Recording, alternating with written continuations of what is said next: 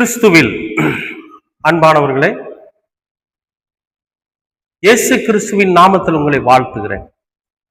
இன்றைய அனுதின உணவிற்காக கர்த்தர் நமக்கு கொடுக்கிற வார்த்தை எசேக்கியேல் 36 அதிகாரம் 7வது வசனம். பிரியமானவர்களே, நாம ஒரு இடத்துல குடியிருக்கிறோம்னு வைங்களேன், ஒரு இடத்துல வாழ்ந்துட்டு இருக்கிறோம்.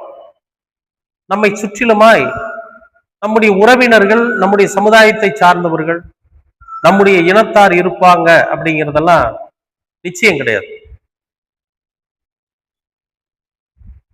நம்மை சுற்றி பல மக்கள் இருப்பாங்க.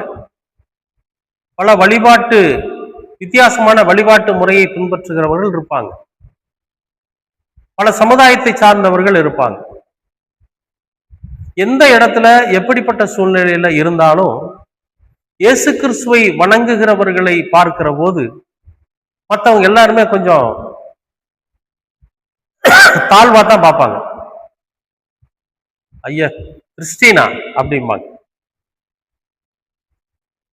ஏன் அப்படின்னா, அவங்க எல்லோருக்குமே என்னங்க, பிசாசு என்ன பண்ணிருக்கிறான்னா, எல்லாருடைய இருதயத்திலும் கிறிஸ்துவை பின்பற்றுகிறவர்களை நீங்க அவமதிக்கணும் அப்படிங்கிற ஒரு மிகப்பெரிய ஒரு சட்டத்தை அவங்களுக்குள்ள நியமிச்சு வச்சிருக்கான். இயேசு கிறிஸ்துவை வணங்குறவர்கள் அவங்க எப்பேற்பட்டவங்களா இருந்தாலும் அவங்களே நீ அவமதிக்கணும், அவ்வளவுதான். அப்படிங்கிறது மற்ற எல்லாருடைய இருதயத்திலும் பிசாசானவன் விதைத்திருக்கிற ஒரு விதை. அப்புறம் எல்லாருமா சேர்ந்து அவமானப்படுத்துவாங்க, கேவலப்படுத்துவாங்க. அங்க அந்த வீட்டுக்கு போங்க, அவங்க ஏதாவது சொல்லுவாங்க, போங்க எங்ககிட்டே வந்து பேசுறீங்க பாரு, அந்த வீட்டுக்கு போங்க. ஒண்ணும் இல்லைங்க, ஒரு பிச்சை எடுக்கிறவங்க வந்தா கூட அவங்க என்ன பண்ணுவாங்க, அங்க போங்க அவங்க போடுவாங்க அப்படிமா. அந்த பிச்சைக்காரனும் அதை நம்பி நம்ம வீட்டுக்கு வந்து நிற்பான். நம்ம வீட்டை திறந்தோன்னா ஒன்னா வசனம் இருக்கும், இல்லாட்டி ஜீசஸ் போட்டோ இருக்கும். உரிமையோட கேட்பான், ஐயா எனக்கு ஒரு உதவி செய்யுங்க, சாப்பாடு கொடுங்க, அல்லது கொடுங்கன்னா கூட நம்ம என்ன பண்ணுவோம்னா, ஐயோ சாப்பிட கேட்கிறானே அப்படின்னு சொல்லி நமக்கு இருக்கிறத கூட எடுத்து கொடுத்துருவோம். அவன் சொல்லி வந்தான், இவன் சொல்லி வந்தான், அவங்க சொல்லி வந்தாங்கன்னா நம்ம பாக்குறது இல்லை. நம்ம என்ன பண்ணுவோம், எடுத்து கொடுத்துருவோம். அது அவங்கள பொறுத்த வரைக்கும் நம்மளை அவமானப்படுத்தினதாக அர்த்தம். ஆனா அந்த பிச்சை வாங்கினவனை பொறுத்த வரைக்கும் நாம அவனுக்கு பிச்சை கொடுத்ததாக அர்த்தம், அவனுக்கு உணவளித்ததாக அர்த்தம். நம்மை பொறுத்த வரைக்கும் உன்னிடத்துல பிச்சை கேட்கிறவனுக்கு கொடு, மறந்தாப்புல தேவதூதர்களையும் நீங்கள் போஷிப்பது உண்டு அப்படின்னு ஒரு வார்த்தை இருக்கு. அதனால நாம என்ன செய்வோம், நம்ம இடத்துல கேட்கறவங்ககிட்ட இருந்துச்சுன்னா இருந்தாலும் கொடுத்துருவோம். அவங்க எல்லாருமே சேர்ந்து சிரிப்பாங்க, பாத்தியா நான் சொன்னேன்ல அந்த வீட்டுக்கு போனா வாங்கிட்டு போறான், அவங்கதான் கரெக்ட் அது அப்படின்னு ஒரு ஏளனமா கேவலமா நம்மளை பார்ப்பாங்க, பேசுவாங்க.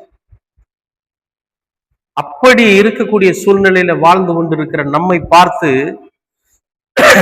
கர்த்தர் சொல்லுகிற ஒரு வார்த்தை என்ன தெரியுங்களா, கர்த்தராகிய ஆண்டவராகிய நான் என் கரத்தை உயர்த்துவேன், என் கரத்தை உயர்த்துவேன், உங்களை சுற்றிலும் இருக்கிற புறஜாதிகள் தங்களுடைய அவமானத்தை நிச்சயமாய் சுமப்பார்கள் என்று சொல்லுகிறேன்.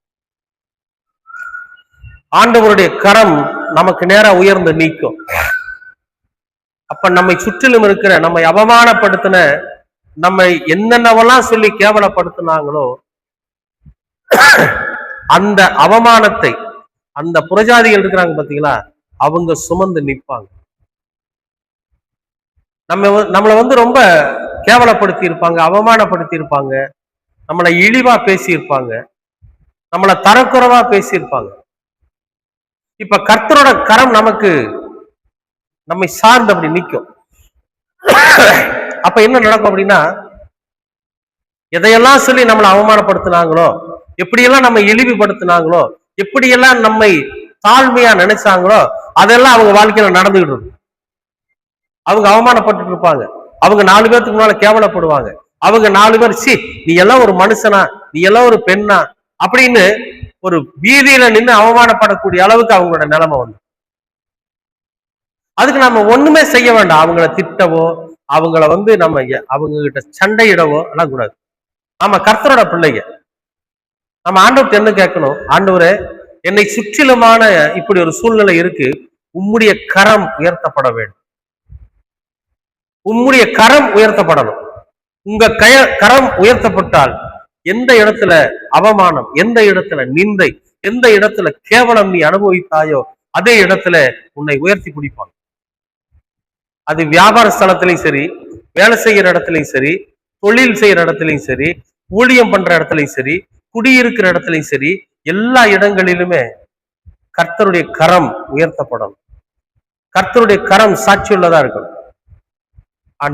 ஆண்டவர் என்றென்றைக்கும் நம்மை அவமானப்படவே விட மாட்டார். விசுவாசிக்கிறீங்களா? அப்ப கர்த்தர் இடத்துல சொல்லுவீங்களா, ஆண்டவரே உம்முடைய கரம் உயர்த்தப்படணும்னு சொல்லுங்க. சொல்லுங்க. உங்க கண்ணுக்கு முன்னால உங்களை யாரெல்லாம் அவமானப்படுத்தினார்களோ அவர்கள் அவமானப்படுவதை நீங்கள் பார்த்து விசுவாசிக்கிறீங்களா? அப்ப கர்த்தர் இடத்துல கேட்போம், அன்பின் பரலோக பிதாவே உமக்கு நன்றி.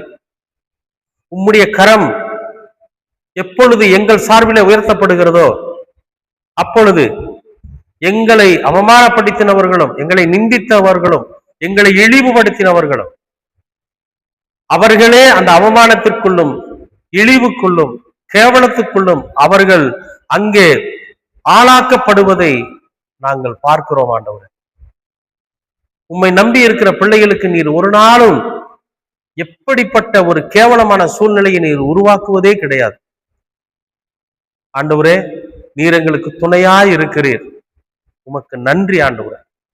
இந்த நாளிலும் நாங்கள் எந்த சூழ்நிலையிலும் எவ்விதத்திலும் அவமானப்படாதபடி நீர் பாதுகாத்துக் கொள்ளும். கிருபை சூழ்ந்து கொள்ளட்டும். இயேசு கிறிஸ்துவின் வழியாய் கேட்கிறோம் நல்ல பிதாவே. ஆமென், ஆமென், ஆமென்.